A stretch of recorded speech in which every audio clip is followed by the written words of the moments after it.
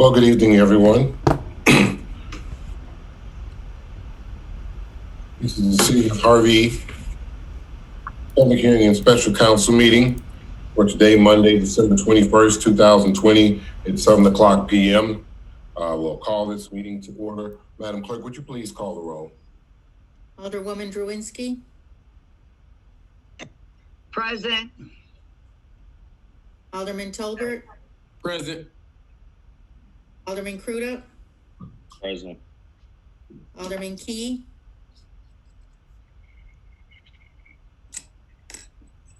Alderman Randall L. Alderman Rogers.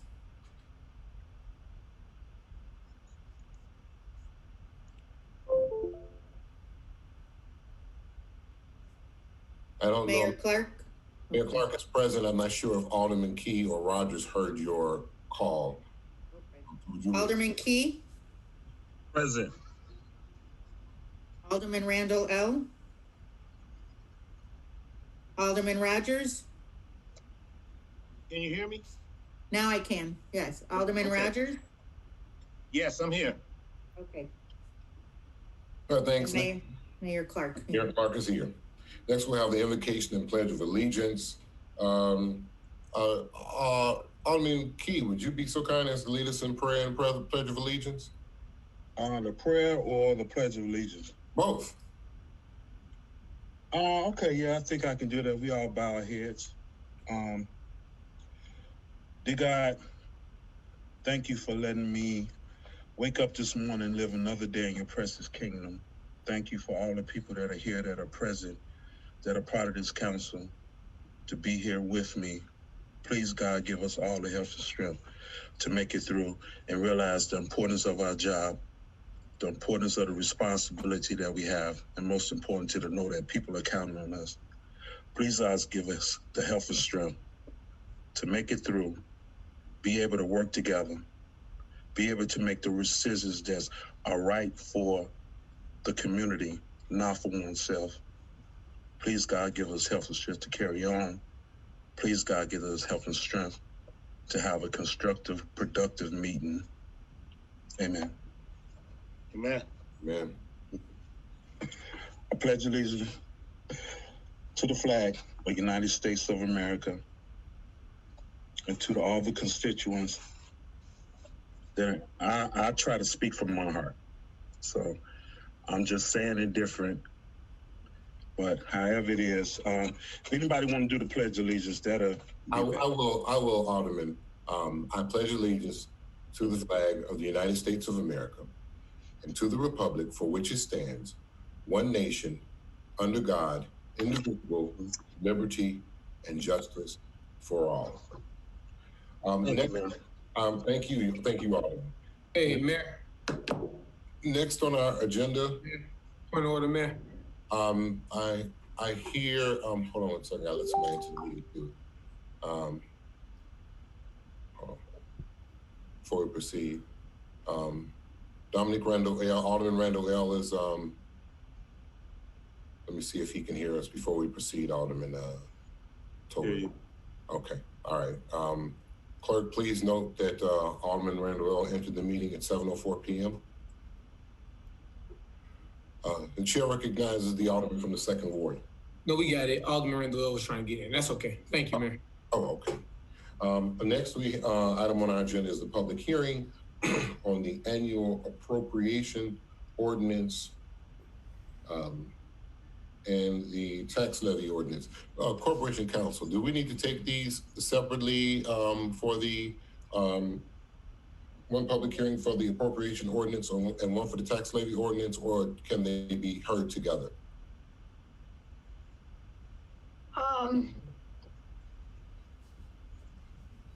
We can do let's do them separately. Okay. So And then when people have to comment, they can tell us which one they want to comment on. Right. So we are this stage of our agenda, we are at number 4A, the annual appropriation ordinance. Madam Clerk, are you aware of any public comment? There has no public comment at this moment. Okay. Let me see if there's anyone else in the room? No, there is no one in the room. Okay. Well then, we will move to item 4B, tax levy ordinance. Once again, Madam Clerk, do you have any public comments for the tax levy ordinance? Public comment. Yes. No, there was no public comment. Oh, there was no public comment. Okay. And there still isn't any additional parties in the room. So we will move forward to number 5, new business, ordinance 5A, ordinances and resolutions for the city of Harvey. Excuse me. First ordinance is an ordinance making appropriations for corporate purposes for the city of Harvey for the fiscal year beginning May 1st, 2020, ending April 30th, 2021.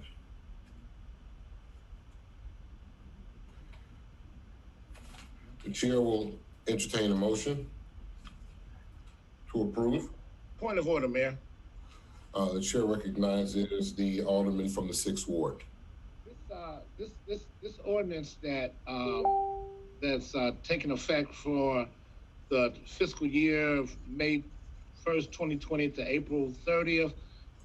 Does this necessarily have to be put in the form of a public hearing and displayed for no less than 30 days? From my understanding, hold on 1 second, because I want to make sure I pull up the right information.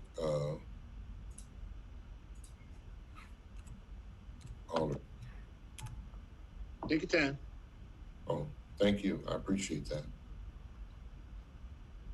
There we go.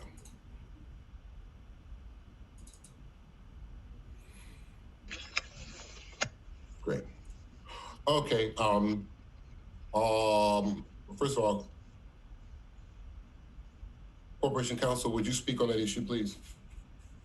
Yes, so the requirement is that we have to have it available 10 days before the adoption, publicly available, 10 days notice of the hearing and the availability of a draft ordinance by publication. Okay, and Madam Clerk, would you like to address the issue of publication and availability? This was all done.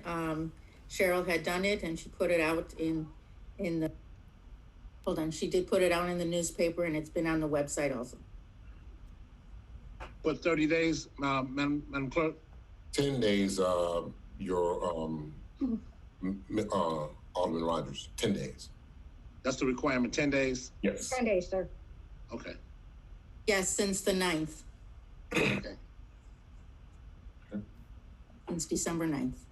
The chair will entertain a motion to approve. I'll make the motion to approve the appropriation for the fiscal year beginning May 1st and ending April 31st, 2021. Second.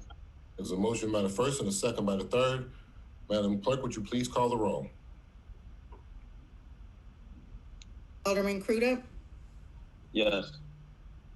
Alderman Key, No. Alderman Rogers, No. Alderman Tolbert, No. Alderwoman Drowinski, Yes. Alderman Randall, Yes. Mayor Clark, Yes. motion carried.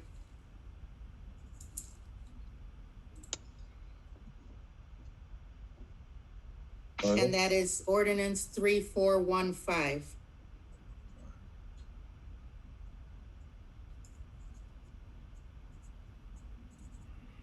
Okay, our next item on the agenda is an ordinance levying taxes in the city of Harvey. Cook County, Illinois for the fiscal year beginning May 1st, 2020 and ending April 30th, 2021.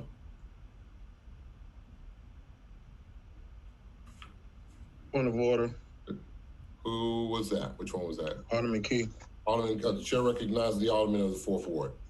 Okay, looking over the information from the levy, I see on the end of the page that they're saying that we're supposed to, if we vote and pass this levy, that we're gonna raise up residents and businesses taxes up to 5%.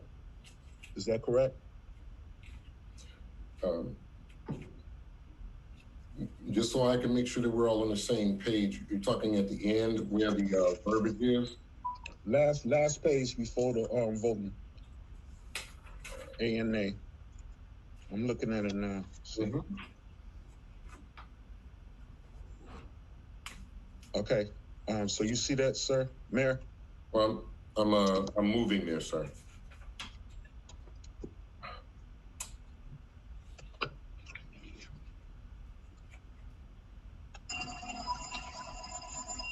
Are you talking about Article 2? It would be the very last page before our signatures. Right. Are you talking about where it says Article 2, Article 3, Article 4, and Article 5? What says the 5%, 4.9% of the taxes that'll be levied? Mm-hmm. Okay, it says the sum of these appropriate right here. I think at the current time, Mayor, us being in the situation that we are in, and we are in the pandemic, I don't see no reason justified to raise any taxes on any residents or any businesses. They already having enough time, having a hard time to pay their taxes. All I wanted to know is, what's the guarantee if we raise the taxes, what's the guarantee that we're gonna get the money? Because we already raising it, and it's hard enough for people to already afford the taxes that they have. Raising it, what's the guarantee that we're gonna get this money? Okay. Mr. Williams, would you like to address this issue, please? Mr. Lewis Williams.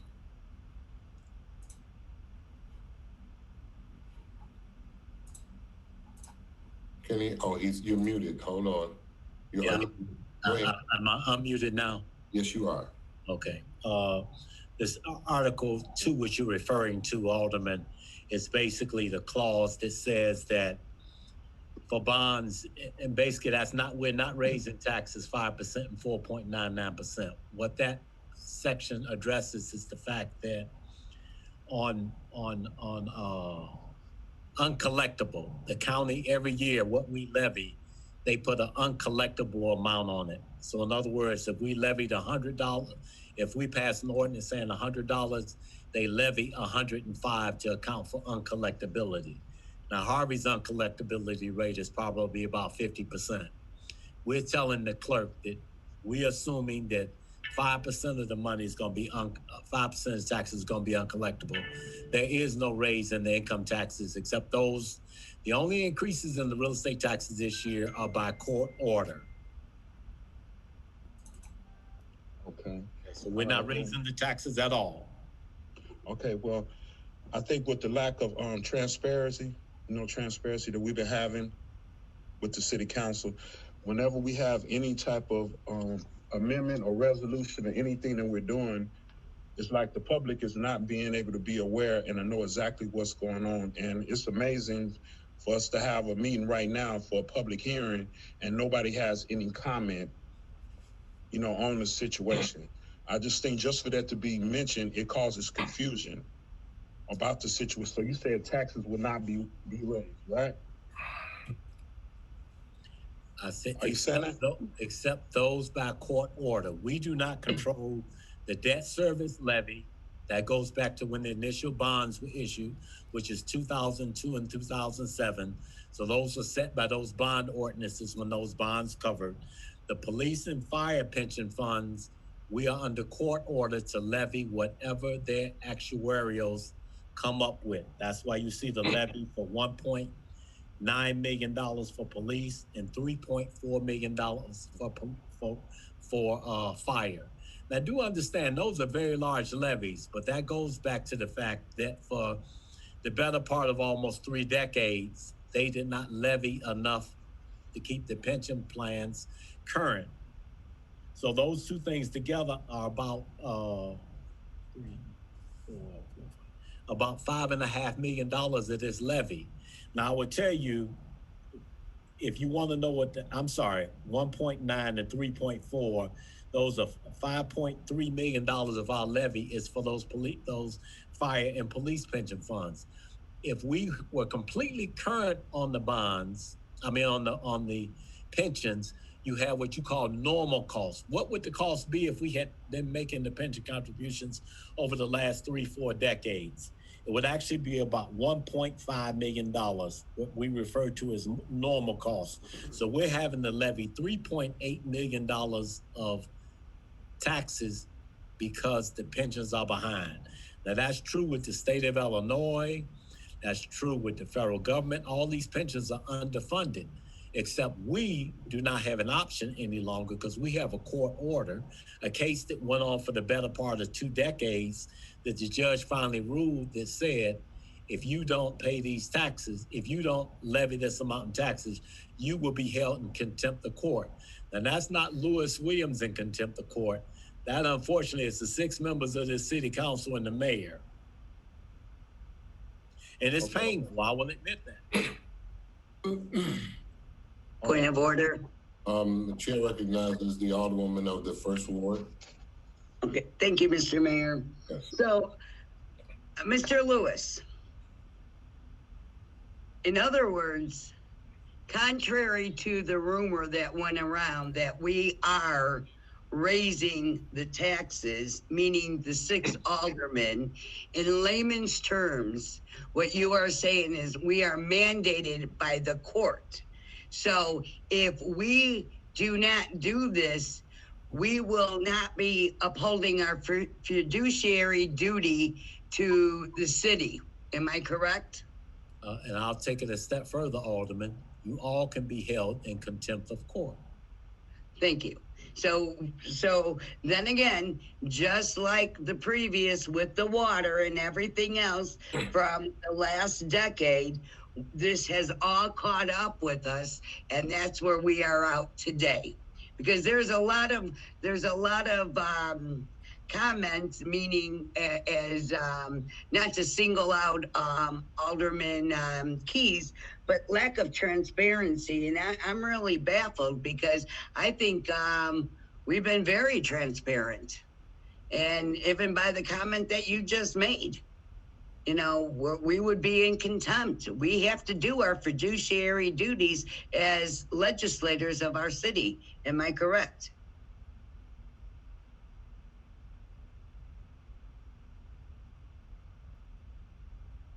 Did he mute himself? I don't know. Who? I think it Are was you speaking, Alderman Key? Mayor, if I could, Mr. Williams? if I could just make one comment. Yeah. We realize the real estate taxes in Harvey are higher than they should be.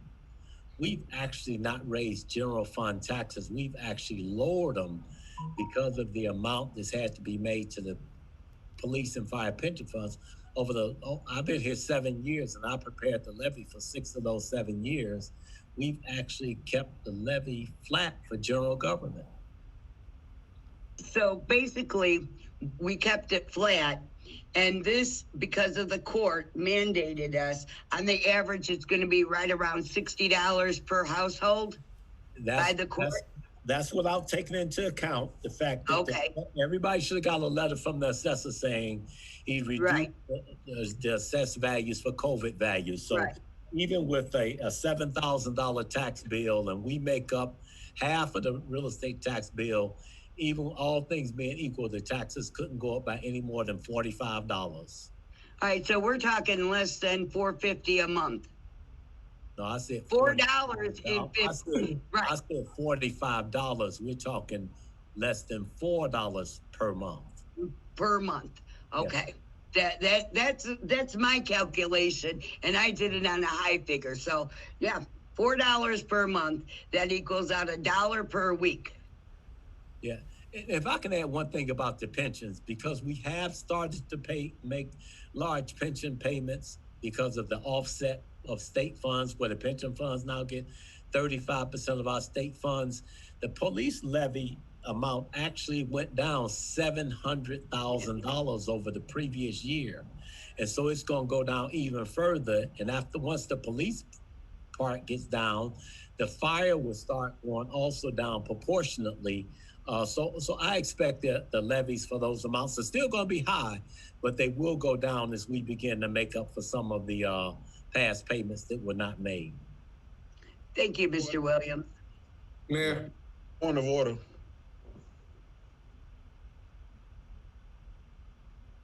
Point of order. Mayor, yeah, I'm ready to talk to. Point of order. Where'd the mayor go? Sleep.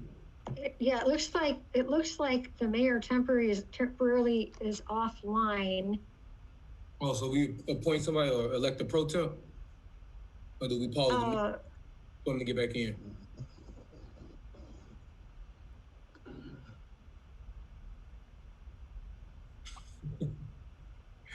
With technical issues, I would recommend that we pause the meeting.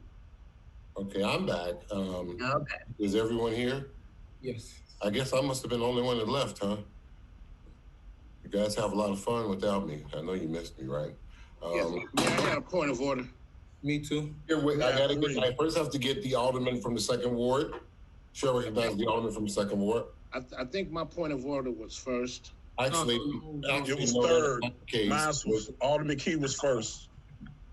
Colbert was Wait, second. hold on. Just let me run the meeting, y'all. Everybody's going to get their turn. Now, the chair recognizes the alderman from the second ward.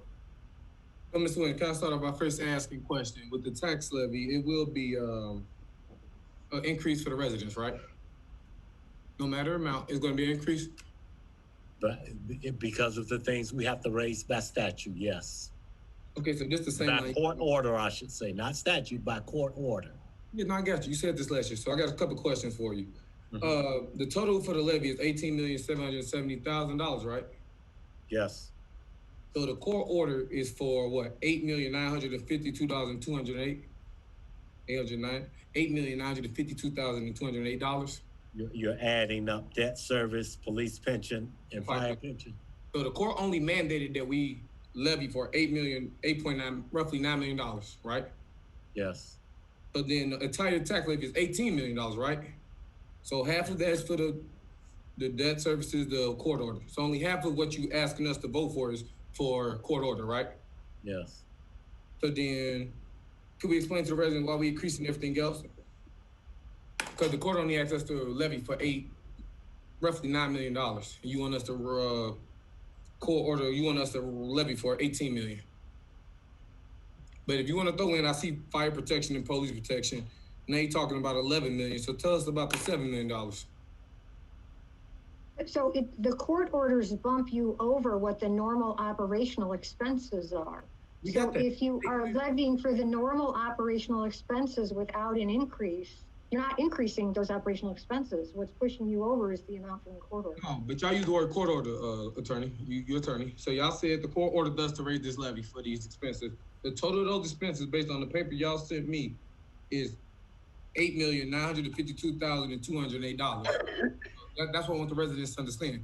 So we asking for $18 million in the tax levy. Maybe we can break that down. I don't know. Well, Let's be clear in terms of the levy, what we levy versus what we actually collect. We collect about 50% of these taxes. So if you look at it and think about the fact that 50% of the levy, so we'll collect about $9.35 million of taxes on this entire levy. So is that with the raise or without a raise?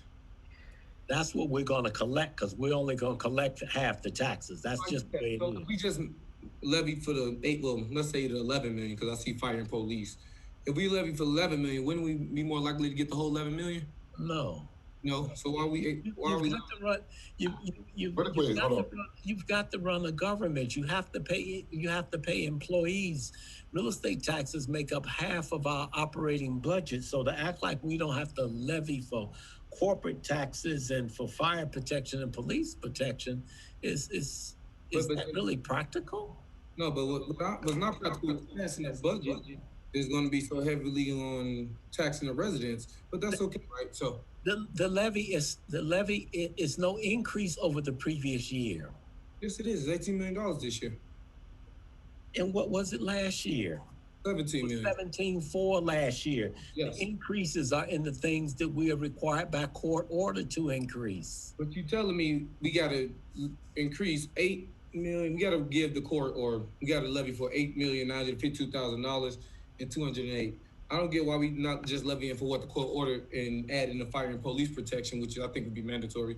Because you have to get Mr. Williams. Okay. Before we continue, let the Alderman continue his line of questioning. Okay.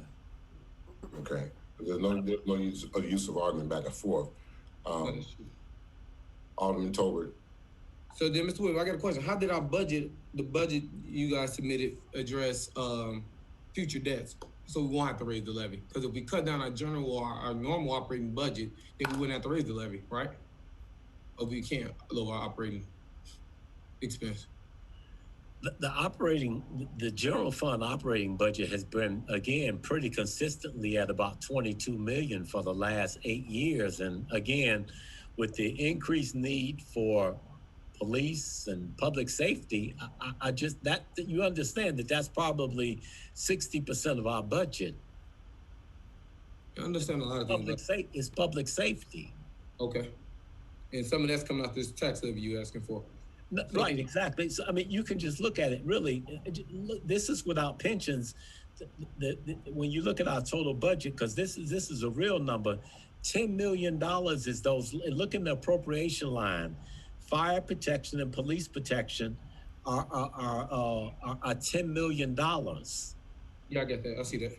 And I don't know how we decrease that. I mean, certainly we want to increase salaries for police so that certainly one of the mayor's goals, but it's a certain number of police you just have to have on the street. We're not going to go to the police fire thing. We know we're not going to decrease the police nor fire. We know that. You know that. Okay, so I'm saying, so that's $10 million of the budget. Okay, so then what's the rest of the budget? Well, understand that probably 95% of the budget is made up of personnel costs. I don't know of any bloated areas in the city, the street department. I mean, most of the employees there are part-time, so I'm not aware of any department that's, just bloated, has a tremendous amount of people in it. So, but the personnel cost, and then you got to figure in the cost of health insurance, and health insurance went up this year by 9%. So in essence, we are cutting the budget every year that we don't increase it to be able to cover that health insurance increase. People get cost of living raises. So I think the minimum cost of living raises I've seen come across my desk are 2%. You have to have some way to cover those things. Okay, so what cuts have we made to make sure we can be ready for the future for our debts? Because we know we got to pay every year because of court order. We have to pay so much money to the pension, debt services, and the police, fire, and debt services. So where do we cut, or where have we made cuts or efforts to actually lower this burden? I just said that we in previous years, they've cut the public works department. They've cut the planning department. No, what did this administration do? We're not going to talk about previous years. We've held those things pretty much flat, and we have reduced costs in certain areas where it's possible. But again, this is not a budget that we're going to cut our way out of. This year has been real tough because of COVID-19, but actually, if you took the pension plans out of the excess contributions of the pension plans out the budget, basically the last 3 years, the city's operated with a balanced budget. Now, this year it's hard to make some cuts and things because of COVID, because we had to have additional police protection. We've had to spend a lot of money for the city just in terms of COVID, some of which we'll get back in grants. So there haven't been a lot of areas where we can cut. So I guess for me, I'm not trying to cut out our way out the budget. It's more so future thinking. I mean, we need to figure out a way to lessen this burden on our residents, just like the city dealt with COVID, the residents dealt with it too. It wasn't something that just only affected government, right? So give me 2 examples of cuts we made this year. I made the point again 3 years ago before this administration got in. We've cut this budget since I've been the controller 7 years, almost $9 million. The way that this budget is to grow it out. That's why you got to have people in planning to basically bring businesses in to increase the actual receipts that we've had, and we've actually increased revenue this year. And that's why I don't get, yes, so I agree. I would believe we increased revenue. We voted on some good programs. We closed an expired TIF. I was told that money went to the general fund. So I don't get why we need to raise the tax levy, or what plan for next year will we avoid raising the tax levy on our residents if we have increased revenue, or are we just spending it as soon as we get it? I just made the point that we did not, again, I'll say we did not increase this levy. So then did we make an additional payment to the debt with the increased revenue? What did we do with the increased revenue then? It's what's allowed us somewhat to survive, because state revenues are down probably about 5 to 8% across the board. So we're basically treading water. So we took the increased revenue and just replaced what the state would traditionally give us? No, there are a lot of things just in terms of being able to pay off. We've settled lawsuits. We've just been able to make some improvements to the city. We have to make improvements to the city. We bought equipment. I know one big issue has been how the grass grows. We bought $100,000 worth of gas equipment. Of grass cutting equipment and things like that to make the city look a little better. So, those are little things we're able to do. But again, like I said, there's certain things that are increasing because people are going to get cost of living raises. The health insurance is going to go up, and those are major parts of our budget. So could you give me 2 examples of us cutting expenses? We hear what we did with the additional revenue. How did we save some money this year? One major area we've cut, we've actually spent less the last year and so far this year, just in terms of not to curry favor with legal counsel, but we actually spent less money the last fiscal year on legal fees. We cut less money on dumping. We spent less money in the financial area, in the finance department. So we've cut back in those areas. So pretty much tell my residents we increase revenue, or we work together to get more revenue to buy more gas line equipment. Oh, please. Would you go to your residents? Are there any other questions? You made a comment. I'm asking her a question. I asked her. Now, would you go tell your residents? I'll tell them. Oh, okay. I wasn't talking to you. She made a comment. I'm stepping in, and I will address it, because at the end of the day, the buck stops with me. So I can address the residents as far as that's concerned. So, Mr. Williams, back to you. So this will be a tax increase just because of a court order, right? Because we have to comply with the court orders. Yes. So it's a court order. So, Kerry Lynn, I had a question for you. Attorney, I'm sorry, not Kerry Lynn. Attorney, Corporation Counsel. When do councils get to vote on the court order? I thought that was automatic. When do you get to vote on the court order? No, you don't vote on the court order. The court orders you to do things. You don't have a choice. That's correct. Well, even if you didn't pass this particular tax levy, the court would mandate the county to tax so much money for the debt service, police, pension, and fire, correct? Even if we didn't pass one, they would still put whatever percentage they need for these services that they ordered on your tax bill, right? They'd probably also hold the city council members that voted against it in contempt of court for not following the court order. I've never seen a court order, so I couldn't tell you I'm voted against a court order or with a court order. I'm listening to a comptroller tell me I never got anything from your office.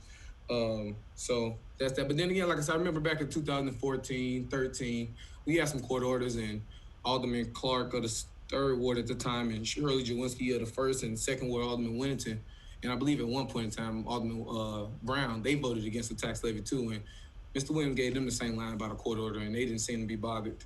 So I was just curious, could we negotiate a court order here on the council? I don't think we had that power, do we? They eventually complied. In the court, you didn't see the court order, and corporate counsel didn't see it because it predates her being corporate counsel, but I'm sure she has a copy of that order regarding the police and fire pension funds, because believe me, we try to pick the orders apart. So I have never seen it. That's what I'm telling you. I'm a public representative. I've never seen it. Well, as an alderman, you could always either request it or or FOIA. If you were that interested in it, you could have already done that. And as the mayor or our attorney up there that made $700,000+, she could have sent it to us as well. Not if she didn't know that that was your issue. I didn't know we had one until Mr. Williams just said it. Okay. Well, now you know. This has been online and available for publication for at least 10 days. Not the court order. So, well, you could have asked the question during that time, is what I'm saying. No, I'm asking right now. Good sir. I'll send it to you. Are there any other questions from the Alderman? Yes, I have a question. No, I'm now moving to the chair recognizes the Alderman from the 6th Ward. I believe he was next. Yes. My question is mainly pertaining to Mr. Williams. Last year, we tax levied for 4.99%, and we paid into $17 million. This year, we're tax levying for the exact same thing. We're not increasing tax base for the citizens. We're actually tax levying for the same exact amount. Is that correct? Yes, it is. Okay, so with all the grants from the Coma Relief and all the different agencies and the grant monies that we've brought into the city, wouldn't that absorb some of the cost of the police protection and police pension, as well as the fire protection and the fire pension? I can answer that question. The answer to that question is no, because when we receive grants for particular purposes, we are spending those grants on those particular purposes, and those particular purposes are not to pay the police pension or the fire pension. Okay. So the actual dollar amount per person, per residence or household in the city of Harvey will increase. Ms. Williams, you say about $45 per month? Per year. Per year? Per year, yes. So about $4 per month then? Yes. Okay. That's all my questions. The chair recognizes the Alderman from the 5th Ward. It'll be the 4th Ward, Mayor. Oh, I thought it was the 5th Ward. I'm sorry. From the 4th Ward. Yeah, I actually was the first, but it's no problem. My question is for the controller. I'm trying to see, I was trying to write this down. You were saying that there was an assessment that should have been sent to all the aldermen concerning the property taxes. You were stating, I was trying to write it down, and no problem, you said it was an assessment, right? That we should already have, correct? I'm sorry. I'm not sure what you're speaking. What he's referring to is the property assessment that you get if you are a property owner in the city of Harvey. Yeah. Assessment.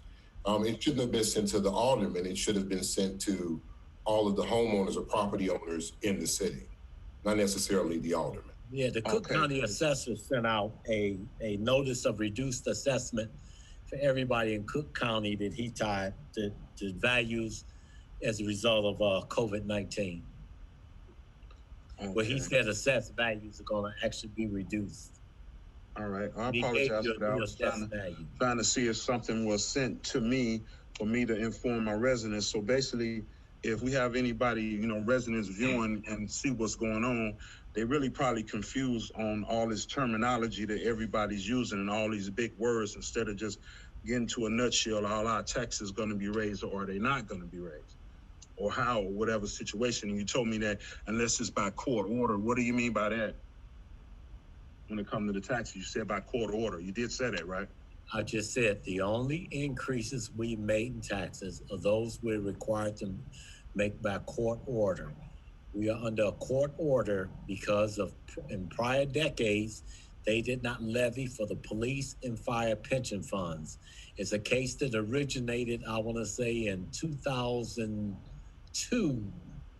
There was a rehash of a 1990 case where the city hadn't paid enough into the police and fire pension funds. And finally, I believe it was in 2016 that the judge basically ruled and said that we must levy each year the amount, the minimum state statute amount for the police and fire pension funds based on the actuarial report submitted. Okay, well, can I just ask you this? I don't know if it's disrespectful or not. It's just a general question, because you've been in both administrations, correct? Yes. Okay, do you feel that the administration right now, do you feel that we are operating at full capacity where we're doing all the right things and making all the right moves prior to the previous election? Are you comfortable with what you're doing right now for the city of Harvey and the residents? I can only speak to the financial aspects of it, which covers an awful lot of the territory. I do believe that the city continues to work in the right direction for the citizens of Harvey, and the city's a lot better off, in my opinion, not just my opinion, the numbers bear it out. The city's a lot better off than it was a decade ago, I can tell you that. Okay, and so do you feel that transparency in this administration is in full effect with the council and aldermen, everything, the mayor? Can you, because you're the one that's in control of the finances. That's what we pay you decent amount of money for. So are you in a position where you operating, and should we feel comfortable? I'm comfortable as far as the financial aspects. As far as the relationship of the mayor with the alderman, I couldn't even begin to comment on that. Well, it's not a comment. I just want to just know that, do you feel that your example, anybody else's example of transparency, do you feel that that's being executed in this administration? I've never had the alderman ask me for anything regarding an order or a bill or anything else that I have not offered that information. The mayor's never came and told me, don't give that to the alderman. So if from the transparency standpoint, again, I make no secret. I work for the citizens of Harvey at the direction of the mayor, but believe me, it's for the citizens of Harvey. Okay, well, I was just up there today talking to you, right? Mm-hmm. Right, and it was a discrepancy over information that I needed a month and a half ago. Did I have to wait up there an hour and a half to get my information from a month and a half? Was that transparency, or was that professional? Can you honestly say that? But you guys do understand, I just got an adjustment. I'm referring to Alderman Key of the 4th Ward. I've stayed up there for an hour and a half on information. On the day when we're trying to get the tax levy done, we had affidavits to be sent down to the bank, which clears up $300,000. If we didn't get it in today, we wouldn't get it on the 1st that we need in order to be able to make the next payroll. You came up here on the day when things were very hectic. Okay, well, I'm sorry. Let me explain this in just a simple way. The information that I was requesting from you today, I've been asking you for over a month and a half, correct? So it was my fault that I came up there on the wrong day when I was asking information from over a month ago. Is that professional? No. Was I not up there for an hour and a half asking for information that you finally gave me? It only took me 5 minutes to give me. Is that transparency, and is that professional? If you viewed your information as more important to get than to get in the Cook County tax levy, which by law is required to be filed next week, if you viewed that as more important to get the tax levy, that is not what I'm saying.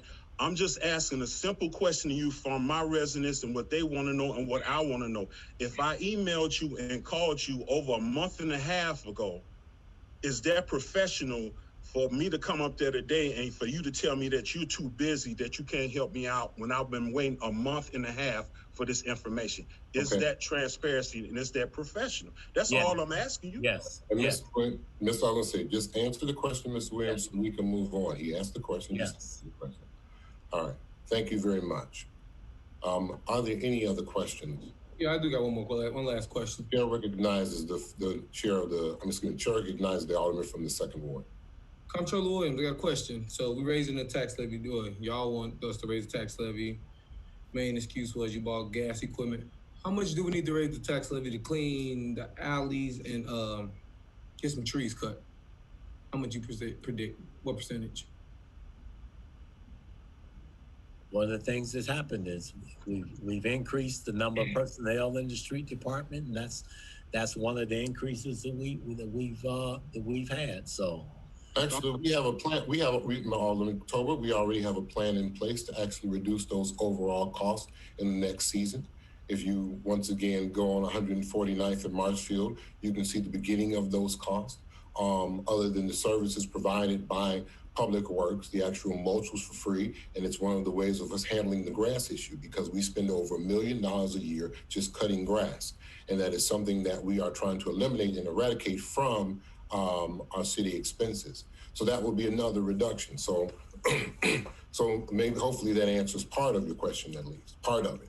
No, I'm looking for a number. I said a percentage. Well, you can't know the percentage of what it'll be in the future because we're waiting to see the plan actually take effect. Well, we 6 months, well, almost, well, we got 6 months in this budget year left. We should be talking about the next budget year so we can know how much we need to raise taxes to get the alleys clean. I got quite a few dirty or horrible looking alleys. Yes, and so at the end of the day, the committees, of course, have the possibility, and I hope that maybe you'll do better in this next 6 months to call the meetings, to set a schedule for your meetings, and to hold public hearings as far as that is concerned. If that is done, then maybe we'll be able to discuss some of those issues. But this isn't necessarily that place. I got one hope for your administration and your public works department. I hope you guys can get to the alley on 157th and Vine and 152nd and Myrtle. We will do just fine. Thank you very much. Anybody else have a question? Well, since we're on the subject of nasty alleys, I got alleys. Don't do that. Don't do that to us, Alderman, because okay. I got you guys. You should already know. I don't know if Rick is here or not. No, he's not here. Because I would definitely have him address your issue. But just Rick and his crew came over, and they were over here for about 3 weeks, but there's still certain alleys that they didn't even touch. There's still, right now, I've been looking at mattresses in this alley for over 6 months. Okay. And man, and I understand. I'm trying to be patient, but my residents, they're the ones that's really jumping down my throat in regards to all this debris and these mattresses and TV sets and everything in the alley. And they've been there for a long time. I know because I walk my dog down the alley and I see it every day. Okay. So. All right. Any other questions about the tax levy? Yes, I have a question. Your chair will recognize the alderman from the 5th Ward. All right, Mr. Lewis. You just muted yourself. Okay. Yeah, Mr. Lewis. So just for some clarity here, we have six items on the tax levy in which we levy for. That being police protection, fire pension, police pension, debt service, and corporate. Police and fire protection, of course, we need more. So it would not be wise to have decreases in those items. Police and fire protection, you cannot touch, and debt services cannot touch due to court orders. So that's 5 out of 6. Corporate is left. The difference between last year's tax levy and this year's tax levy is roughly about $1 million. Am I correct? Yes. If you right now is looking, what, 6,900,000, we'll just say $7 million. If you were to take $7 million out of corporate to cover the mandates from court, and this is probably a question more so for the mayor, because I really have thought this over and over and over in my head on ways that we could deal with this issue.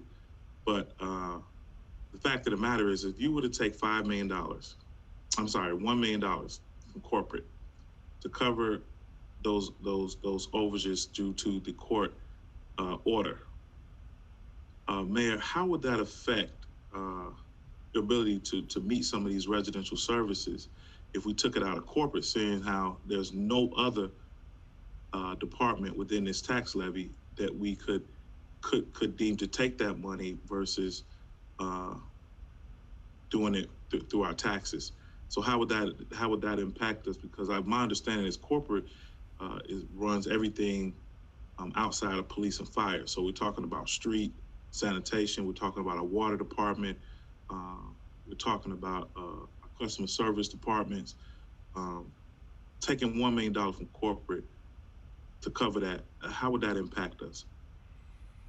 Well, Alderman, I just had a question from the Alderman of the second ward and then a comment by the Alderman of the sixth ward talking about how we're having difficulty at this particular point in time trying to keep those services going with the limited amount of resources that we have.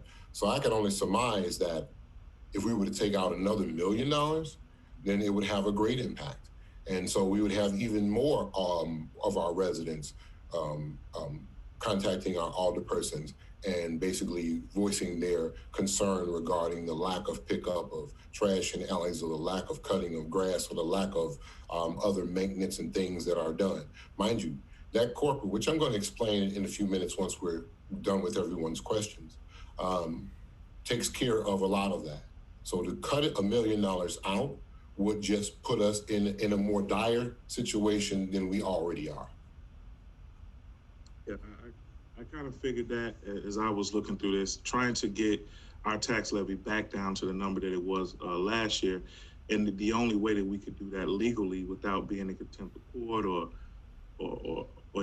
decrease in police or fire protection, which is of course unacceptable, would be to go to corporate, but that would cause a decrease in residential services. Thank you. Thank you very much, Alderman. For some odd reason, which I really don't know why, but I'm going to go ahead and do it anyway, our esteemed comptroller wants to add something. Would you, Mr.? I'll just add the entire budget for the street department is basically $1 million. That's for all the personnel costs and everything. So basically, if you eliminate the street department, you could reduce the levy by $1 million. Okay. So if there are no further questions, we're going to end discussion on this particular matter. Before we proceed, I just want to make sure that our residents have a better understanding of what's going on, because there was a lot that was said today. Some of it was in an accusatory tone, but we're going to try to overlook that. What I am going to say and what I'm going to share with you is to try to give everyone, including the residents, at least a better idea of what's going on here in the city of Harvey. So what I'm going to do is I'm going to share my screen. I hope everyone can see my screen. So I want to make sure that I'm going to try to break this down in a way to make it a little bit simpler. If you look at this screen here, this is a copy of our current tax levy, which it says as Alderman, can everyone see my screen? Yes. Okay, as Alderman Randall L. pointed out, there are 6 things that we are levying for. If you follow my cursor, we are levying for corporate, we're levying for debt service, we're levying for police pension, fire protection, and police protection. So what are those things? The corporate takes care of the city services, essential city services, the costs of city equipment, the cost of things such as the thing that we so much here on social media, you call it asphalt, tree cutting, everything that basically goes into city services, including what's taking place in City Hall, goes into corporate.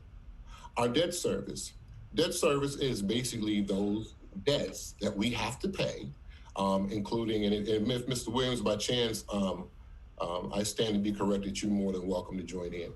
The debt service takes care of those things that we have to pay as a city from loans that we took out so many years ago. The debts that we owe bonds. And as this council is aware, we had bonds that we just agreed to a few meetings ago to get into a consent decree about, because there had been many defaults on those bonds.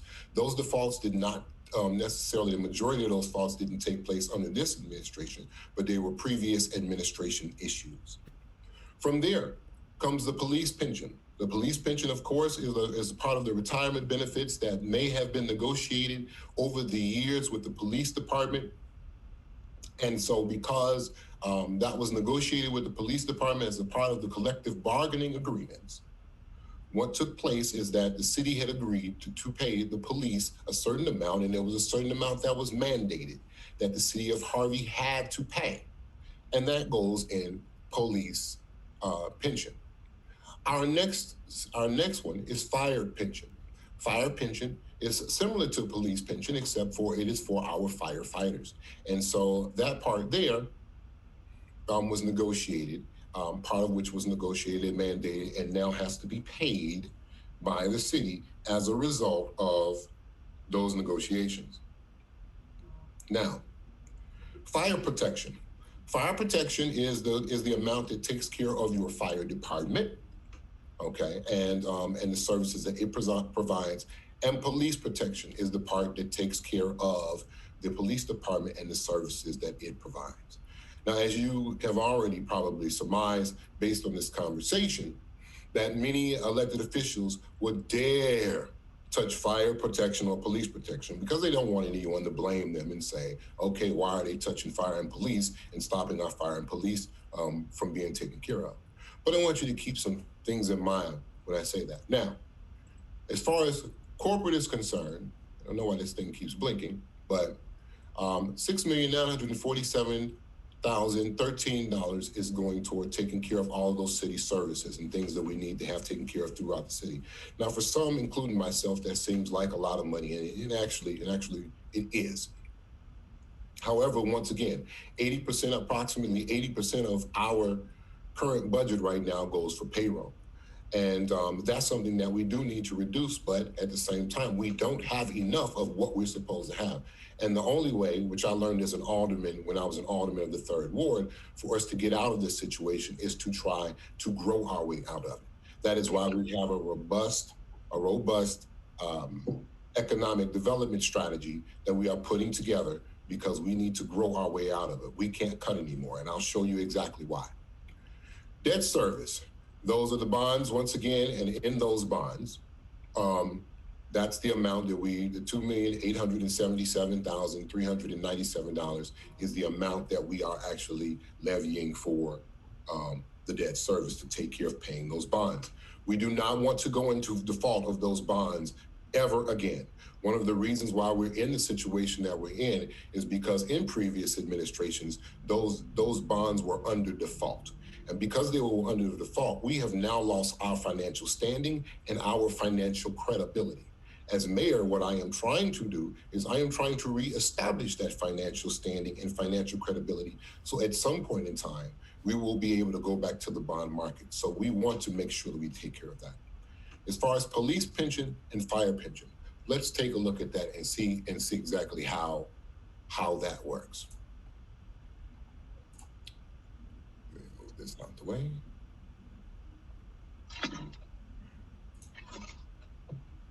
Because it's nice to have things such as Zoom now, because you can just show people exactly what's what. Here we go. This is the lawsuit from the Board of Trustees of the Harvey Police Pension Fund in the city of Harvey. Yeah. I'm in the middle of talking now because I want to make sure that everybody understands. Can't see it. You have to stop sharing and reshare. Oh, okay. Boom. There we go. Thank you so much, Alderman. I appreciate that. Can you see it now? Yes. Okay. This is the Board of Trustees. This is from Fine Law. This is the Board of Trustees of Harvey Police Pension Fund versus the City of Harvey.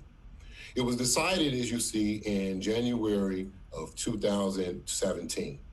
It says within this, in that in 2006, the Board of Trustees of the Harvey Police Fund filed suit against the City of Harvey for various violations of the Illinois Pension Code. I want to repeat that. In 2006, the Board of Trustees of the Harvey Police Pension Fund filed suit against the City of Harvey for various violations of the Pension Code. In February of 2008, the parties entered into a settlement agreement where the City of Harvey agreed to pay the Harvey Police Pension Fund $551,079.83 in back property taxes taxes that the City of Harvey had collected but failed to remit. Okay, keep that in mind. Now, the City of Harvey also agreed, commencing 2006-2007, to annually levy a tax upon all taxable property as required in Section 3-125 of the Illinois Pension Code. The parties agreed that the circuit court will retain jurisdiction to enforce the agreement until back property taxes were repaid. So they had an agreement. But in December 2010, The Harvey Police Pension Fund filed a motion to compel enforcement of the settlement, the previous settlement that I read. It alleged that the city of Harvey was failing to honor its obligations under the settlement agreement. The city admitted it had outstanding obligations under settlement agreement, but disputed the amount being claimed by the Harvey Police Pension Fund. The city of Harvey filed a motion, and I'm without reading the entire entity of this lawsuit, and you can always go look it up for yourself and read it in case law, in fine law. The city of Harvey did not win, okay? And as a result, we end up in the situation that we are in now.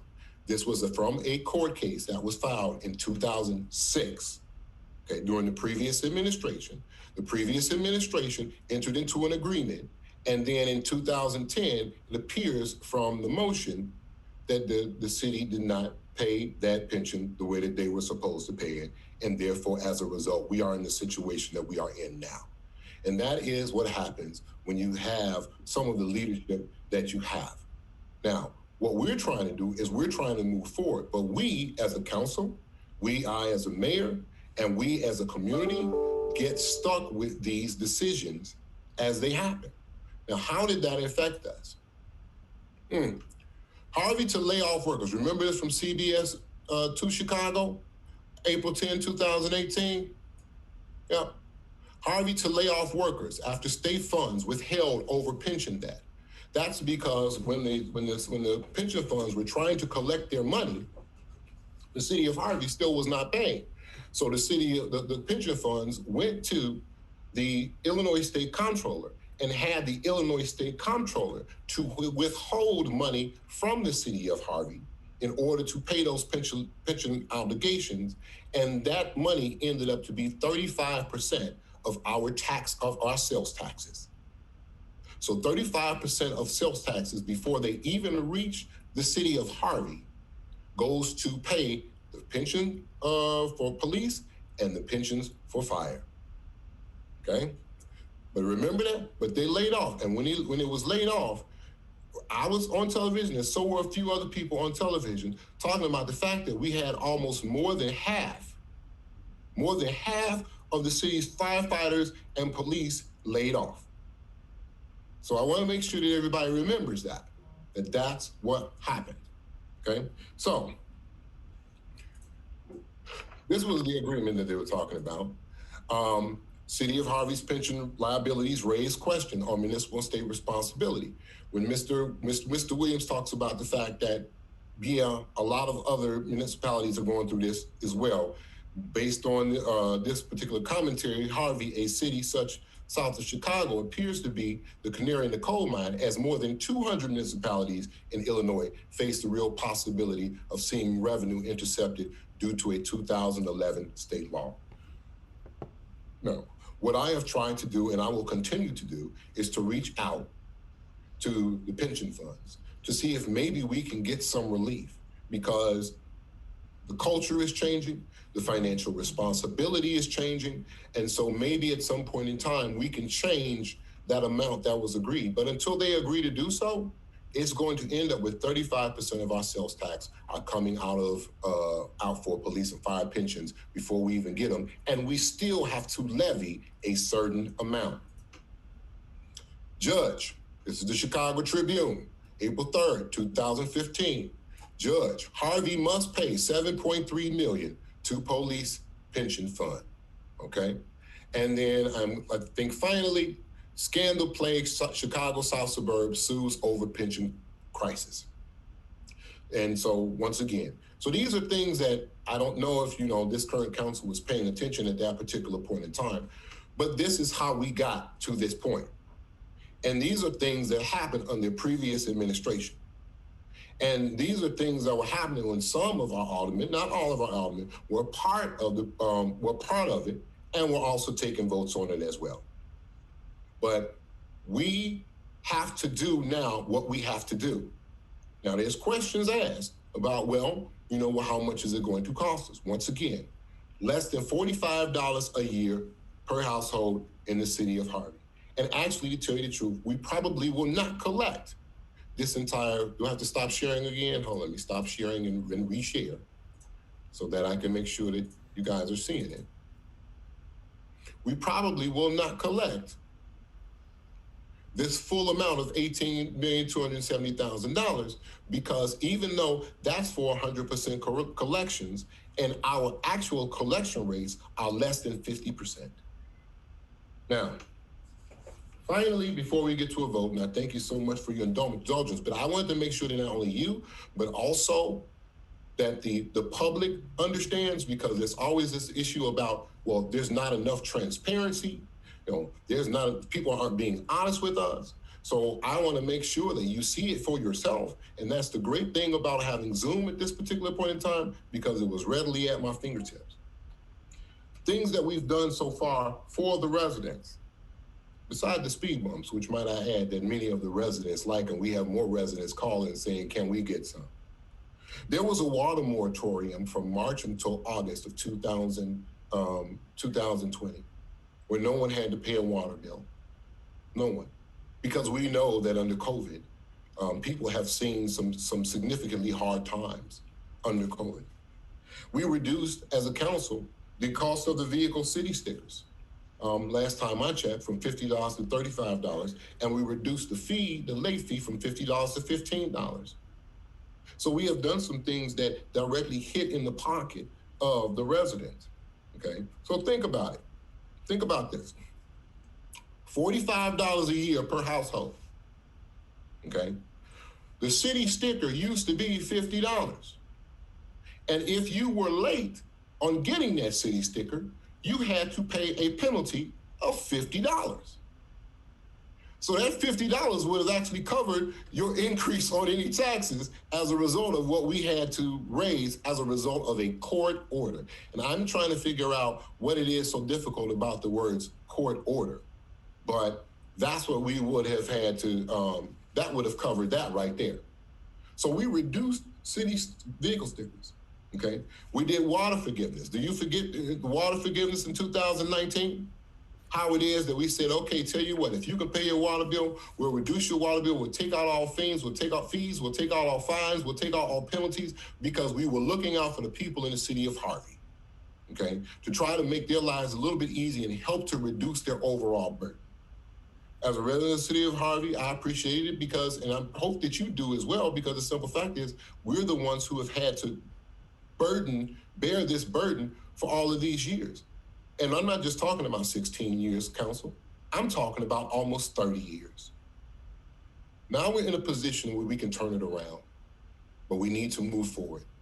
And we can continue to attack each other. We can continue to make snide comments. We can continue to make side remarks and talk about how somebody did this or did that.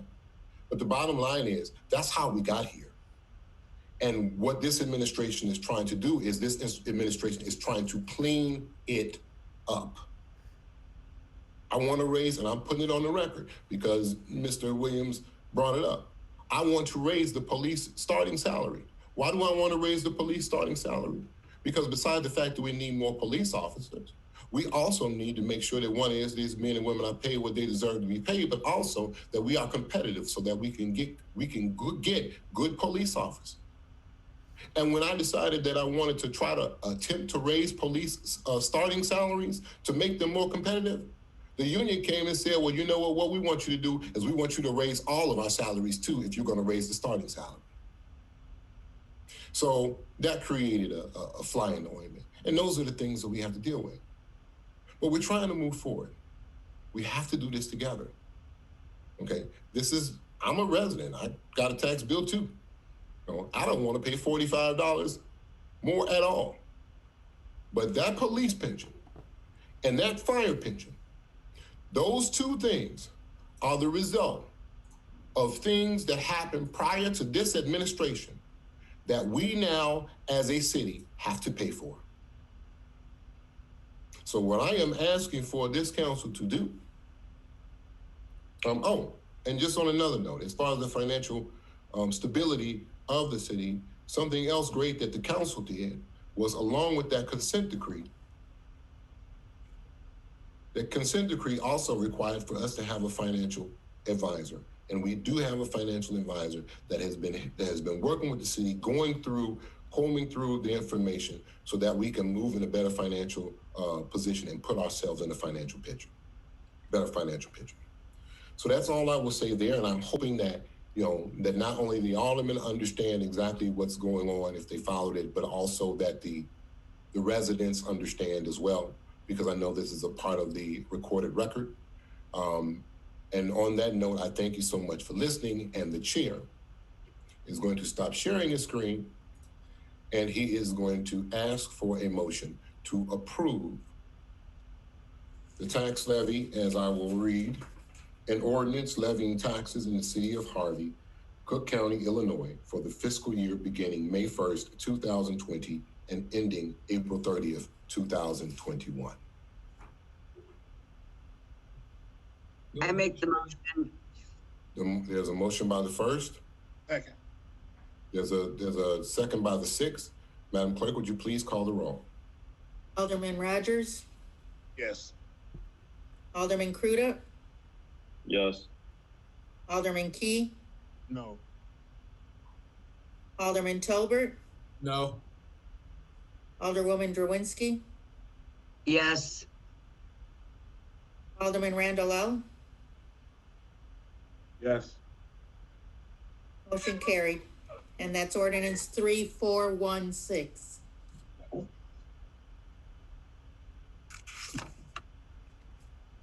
Thank you very much, Madam Clerk. Our next item on the agenda is 5B, the Treasurer's Report 2020. The Treasurer's Report was submitted to the council. Hold on 1 second, let me make sure I...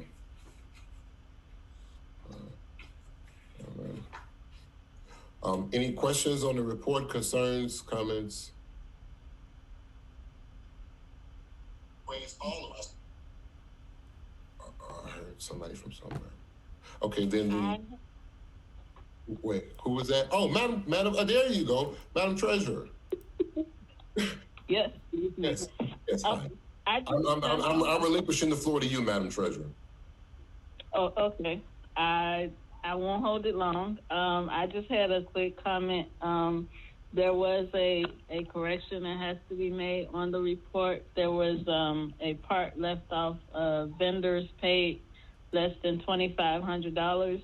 That total was erroneously omitted. So I've already talked to the comptroller about that, and that should be added before it's published. Okay. That's my only comment. Oh, okay. Well, if there are no other comments, then the chair would entertain a motion to accept the Treasurer's Report 2020 with the amendments that was brought forward by the Madam Treasurer. So I'll make the motion. Second. Who was this? I think I heard the third for the motion and the first for the second. Madam Clerk, would you please call the roll? Alderwoman Drowinski, Yes. Alderman Randall L. Yes. Alderman Tolbert, No. Alderman Rogers, Yes. Alderman Key, Yes. Alderman Crudup. Yes. Motion carried. Thank you very much, Madam Clerk. Now the what do you call it? Our next item on the agenda is public comment. No public comment. Public comment, and there doesn't seem to be any. Let me make sure I'm.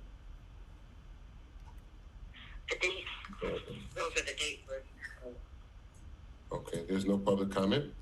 Point of order. Yes, the chair recognizes the alderman from the 4th Ward. Thank you, Mayor. I just have a question. How many virtual meetings have we had since the COVID virus? I don't know.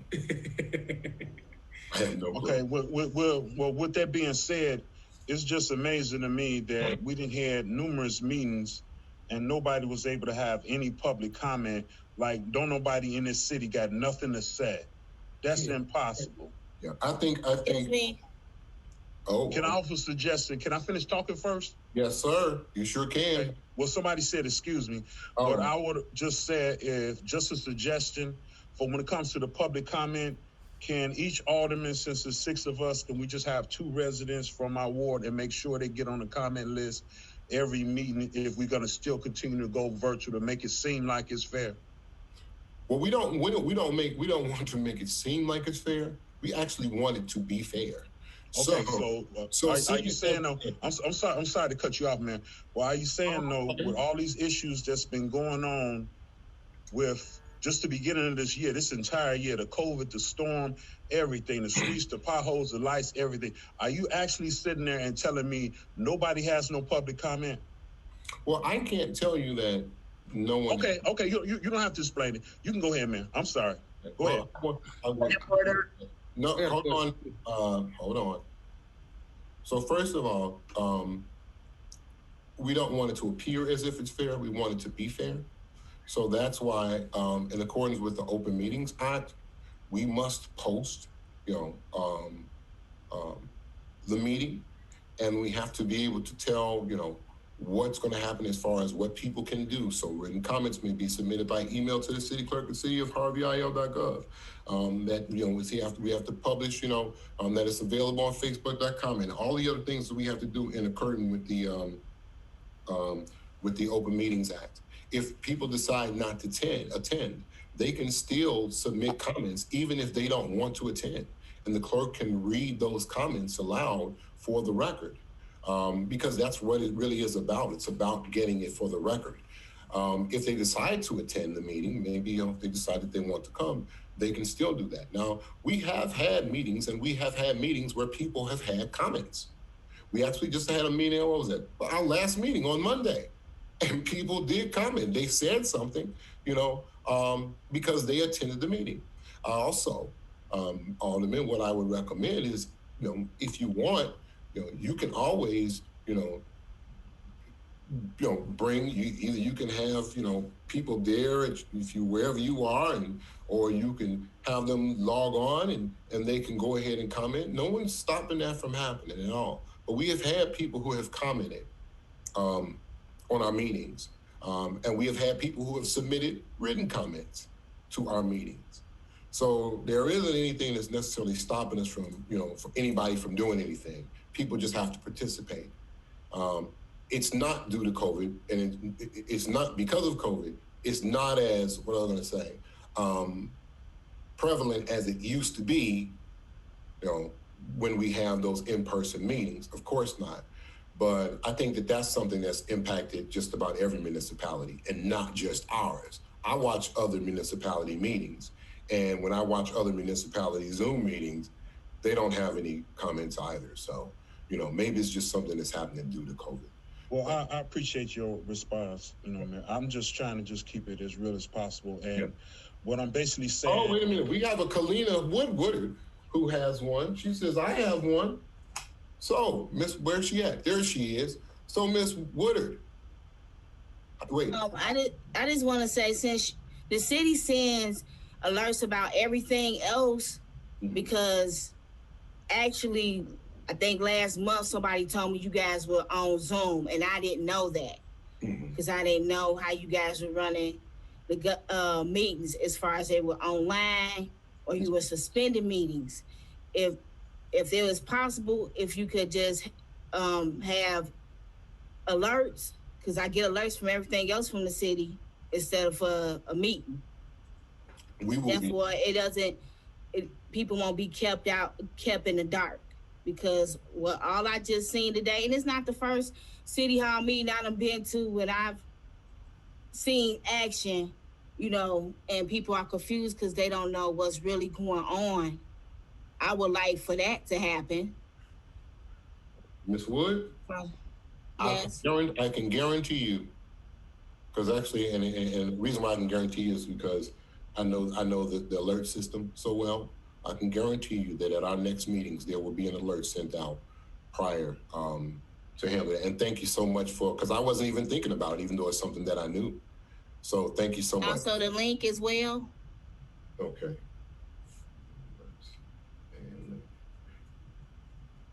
Okay. Thank you. You're quite welcome. Thank you. Can I finish, Mayor? Yes, Alderman. Mayor, not personally, just talking to you outright, from the conversations that we've had and anybody in the city council, I've always basically been a fair person, straightforward person, and a caring person. And what I'm trying to do is just keep it real. And what I'm saying is simple, that we didn't hear one of the worst years in our life with the COVID, the storm, the deaths of people. It's been a whole lot. But Harvey has been in the pandemic for over 20 years. Let's not use this as a crush to get our stuff together now. This city, in the last 20 years, our city has declined. We got all these vacant properties. We got potholes. We got street lights. We don't have no business. Harvey has been in a pandemic for over 20 years. Let's not get this situation now when God come in and tell us, okay, let me show y'all how powerful I am, for us to realize. Let's not use this as a crush. Use it as a tool. And just try to be as fair as possible, because I have to speak to my residents every day, and it still amazes me. All the residents that I talk to on a daily basis, I can't get one or two of them to get on the comment. People may say they've been blocked, but I'm going to do that, man. I'm going to come down there personally. Anybody that want to get on the comments, I'm going to come down and I'm going to let you know I'm there, and I'm going to let you meet them, and we're going to do it like that. Just start over, New Year, ground zero. Well, thank you very much, and I'm glad you recognize that we've been in a pandemic for 20 years. Because over 20 years. For over 20 years, because one of the things that this administration is trying to do, along with the COVID pandemic, is clean it up, Alderman. Thank you. I'm not sure if the Alderman from the 6th had something. Did you? Well, actually, Mayor, yes. I'd just like to just take a moment to for all the residents and everybody that's attending the meeting to understand what the reason for this season is, and it's about our Lord and Savior Jesus Christ. And I'd like to wish every individual under the sound of my voice a wonderful Merry Christmas and a wonderful new 2021, because we don't want to repeat 2020. This has been a bad one. Yeah. So that's what my final comment is. Thank you, Mayor. Well, I think you speak on behalf of all of us, if I'm correct. I mean, can I get a hear for those who are unmuted? You speak on behalf of all of us. Yeah. So thank you so much for saying that, Alderman. Thank you. And on that note, the chair would interchange. Sir. I like being on the same page with everybody. I got somebody else. Yeah, I raised my hand on that. Alderman of the 5th Ward. Mayor, I'm gonna ask. In addition to the alerts, I was running into a situation as much where I was getting different residents from throughout the city who may view our Zooms. They leave tons of comments, and for some reason, although we do have our city website where the information are available, if there's maybe a screen or something that IT could maybe run for 30 seconds after our meetings or whatever, 10 seconds, contact information on it for those who may be viewing these meetings and have additional questions, maybe didn't understand something and they want to contact their alderman, just a small at the end of our meeting, run a screen for 10 seconds with the contact information. I do sometimes get calls from residents that may be in another ward or they may have viewed the meeting and they have a question, and I would say, well, you need to contact your alderman. They have additional information that may have not been presented in the meeting that may help you understand, and they don't know how to do that. And that's happened to me as well. So I was just thinking if we had a contact page that was displayed at the beginning or the end of the meeting, it may help to kind of get that contact information out there. Okay, thank you. Maybe we'll just because we do have the contact information on the website, and they also can call City Hall. So maybe we'll just display the website page, so that the page that actually displays all the contact information, so they can see that. But what I'll have a discussion with, it really would not be IT. That would actually be videography. But we'll make sure we do. We'll see if we can get that addressed. Well, while we're at it, I was about to say, let me go to another alderperson. So it looks like the alderwoman of the 1st Ward. Thank you. I echo the sentiments of Alderman Randall Elm, but in addition, it would be helpful if the aldermen can listen to their voicemails and clear them, because I do get numerous calls, and a lot of the voicemails are filled in from aldermen of different wards. I'm not going to point them out, but that would be helpful if we're going to advertise everyone's phone number, because it's very frustrating when you're trying to leave a message and the voicemail is full. So, and I echo the sentiments as Alderman Rogers had said. I want to wish everyone a Merry Christmas, a blessed holiday season, and a blessed 2021.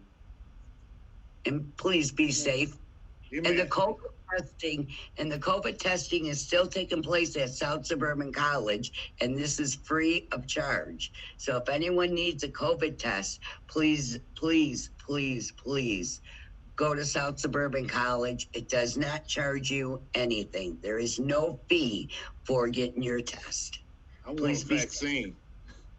The vaccine, but yes, we have to get people tested, because we're kind of high in the south suburbs.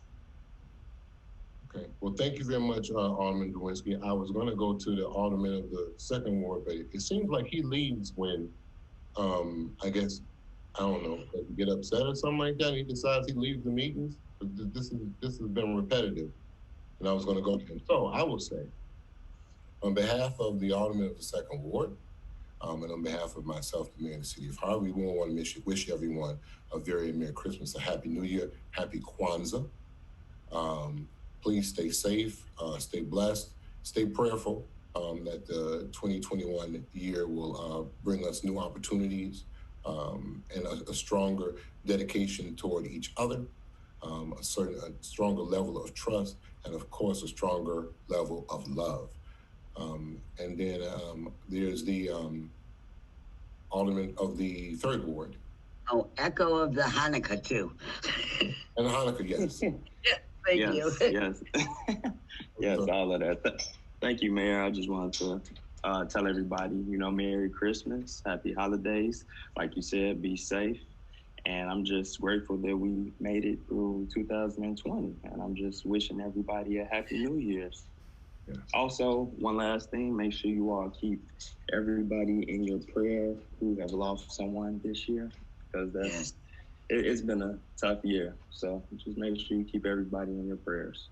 We do have, before we continue, before we go on, or after we finish these other few comments, we do have one more point of business. But did the city clerk want to make a statement, and then I'm going to go to the Madam Treasurer after that.